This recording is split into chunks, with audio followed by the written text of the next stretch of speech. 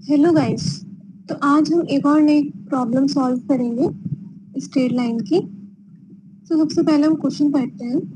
If A and B are points of intersection of the circle and the hyperbola. Okay, सबसे पहले हमने इतना question किया और जितना हमसे कहा गया है हम सिर्फ उतना करते हैं। तो इसने कहा कि ए और बी दो पॉइंट है सर्कल और हाइपरबोला के इंटरसेक्शन पे। तो ठीक है, इंटरसेक्शन पॉइंट आप कैसे निकालते हैं आपको पता ही है। दोनों इक्वेशन हम सॉल्व कर लेंगे। कैसे सॉल्व करेंगे? तो ये x square by 9 minus y square by 9 equal to 1। तो ये क्या आ जाएगा? तो ये आ जाएगा, सॉरी यहाँ पे 4 है, ये आ जाएगा 4x square minus 9y square equal to 36। Okay, ये 36 आ गया। अब y स्क्वायर की वैल्यू क्या दे रखी है? 8x minus x square. तो हम इसमें पुट कर देंगे तो ये आ जाएगा 4x square minus 9। Y square की वैल्यू क्या है? 8x minus x square equal to 36। Okay, आप इसे सॉल्व कर दीजिए तो क्या आ जाएगा? 4x square minus 72x plus 9x square equal to 36। Further simplify कीजिए तो ये आ जाएगा 13x square minus 72x minus 36 equal to 0। तो ये आपकी इक्वेशन आ गई। जब आप इसके फैक्टर करेंगे तो आपके पास आएगा 13x plus 6 into x minus 6 equal to 0। Okay, जब आप फैक्टर करेंगे तो आपके पास ये आएगा। तो x की टू वैल्यूज आ रही हैं, x equal to minus 6 upon 13 and x equal to 6। Okay, अब आपको कैसे पता चलेगा कौन सी वैल्यू लेनी है? दोनों वैल्यू सही है।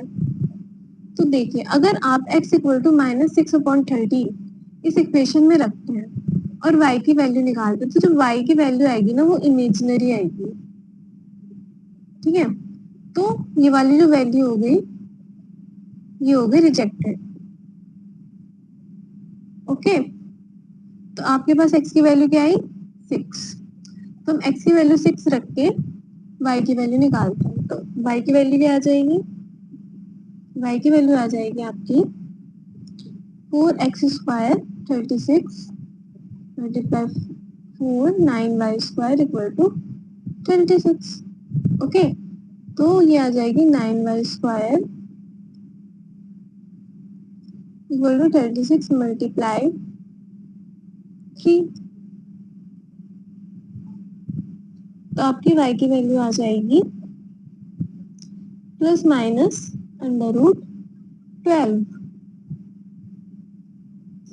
ओके, तो आपके पॉइंट्स क्या आ गए? एक पॉइंट तो आपका आ गया 6 कॉमा रूट 12 और एक पॉइंट आ गया आपका 6 कॉमा माइनस रूट 12। ओके, तो अभी तक हमसे क्वेश्चन में जितना कहा था उतना काम हमने कर लिया। उसमें कहा था कि if a and b are the points of intersection of circle and hyperbola and a point, यहाँ तक हमने इंटरसेक्शन पॉइंट a और b हमने निकाल लिया। अब इसमें कहा है and a point P moves on the line 2x minus 3y plus 4 equal to 0 then the centroid of। तो सबसे पहले उसने कहा है कि एक पॉइंट P है जो इस लाइन को मूव कर रहा है। तो ऐसा क्वेश्चन हमने कल भी किया था। अगर कोई पॉइंट P है ना, कोई पॉइंट P किसी इक्वेशन पे लाई कर रहा है, उस इक्वेशन पे मूव कर रहा है, मतलब ये जो P पॉइंट है कोई फिक्स पॉइंट नहीं है, ये कोई इक्वेशन है 2x minus 3y plus 2x minus 3y प्लस 4 इक्वल टू 0 इस पे लाई कर रहा है।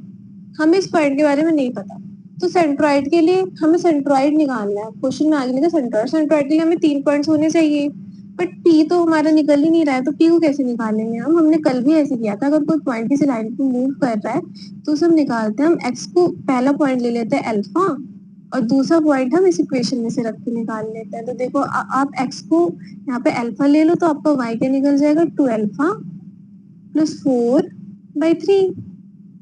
ओके, तो ये आपका पी पॉइंट आ गया। अब पढ़ते हैं क्वेश्चन।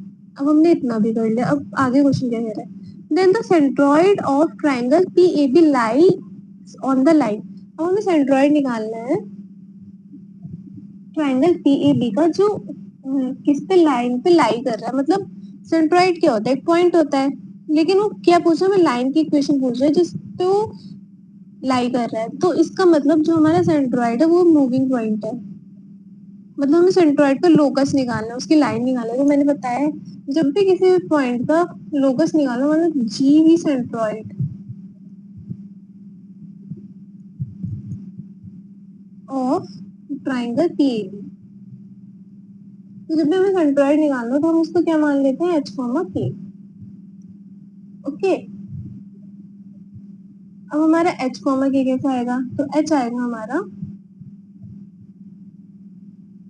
पॉइंट्स को ऐड करके divide by 3।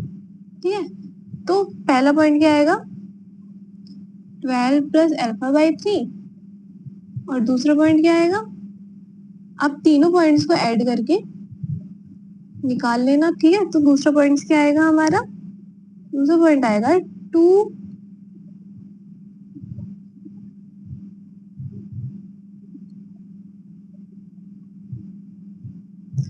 Alpha plus 4 by 9, क्योंकि इसमें एक 3 तो पहले से एक और 3 आ जाएगा, तो वो, तो ये हमारा एच कॉमा के, ये दोनों पॉइंट हमारे आ गए हैं।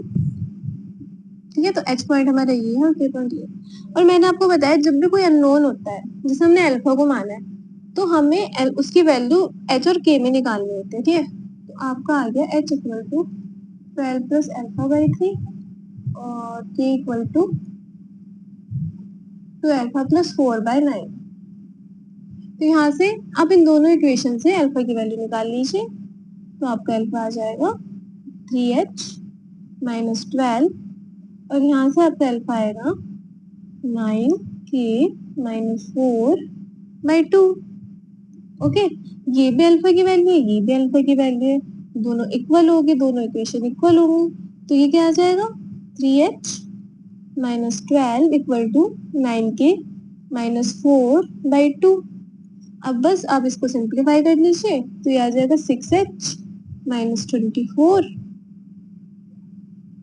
इक्वल टू 9k माइनस 4, तो ये आ जाएगा 6h माइनस 9k, 24 उधर से लगाया तो ये आ जाएगा 20।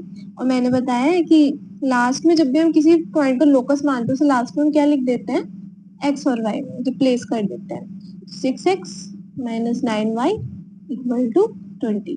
तो जो आपका सेंट्रॉइड है वो आपकी इस लाइन पे लाई करेगा। Okay, I hope you enjoy this video. Thank you for watching this video.